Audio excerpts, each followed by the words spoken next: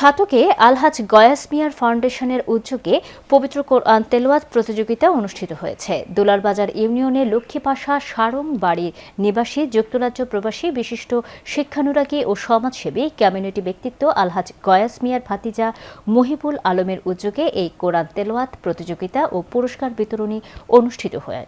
লক্ষ্মীপাশা সারংবাড়ি মরহুম আলহাজ গয়াস মিয়া সহ সকল মুর্দেগানদের ইসালে সওয়াব উপলক্ষে আয়োজিত দিনব্যাপী কোরআন তেলাওয়াত প্রতিযোগিতায় ছাতকের 12টি মাদ্রাসার 36 জন প্রতিযোগী অংশগ্রহণ করেন। কোরআন তেলাওয়াত প্রতিযোগিতার পুরস্কার বিতরণী উপলক্ষে এক আলোচনা সভায় ফাউন্ডেশনের ফাউন্ডার যুক্তরাজ্য প্রবাসী মরহুম আলহাজ গয়াস মিয়ার পুত্র এম বদিউল আলম এর সভাপতিত্বে অনুষ্ঠানে প্রধান অতিথি হিসেবে বক্তব্য রাখেন কোরআন প্রতিযোগিতার উদ্যোক্তা যুক্তরাজ্য প্রবাসী বিশিষ্ট শিক্ষানুরাগী ও সমাজসেবী কমিউনিটি ব্যক্তিত্ব মহিবুল আলম।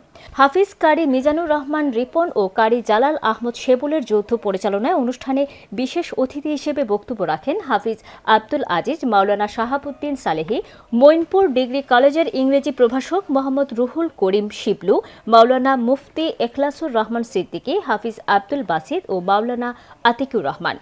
অনুষ্ঠানের প্রতিযোগিতায় বিজয়ীদের হাতে পুরস্কার হিসেবে নগদ অর্থ, হাদিসের বই ও সনদপত্র প্রদান করা হয়। পরে মরহুম আলহাজ গয়াস মিয়া সহ সকল মুর্দেগানদের রুহের মাগফিরাত কামনা করে বিশেষ মোনাজাত করা হয়।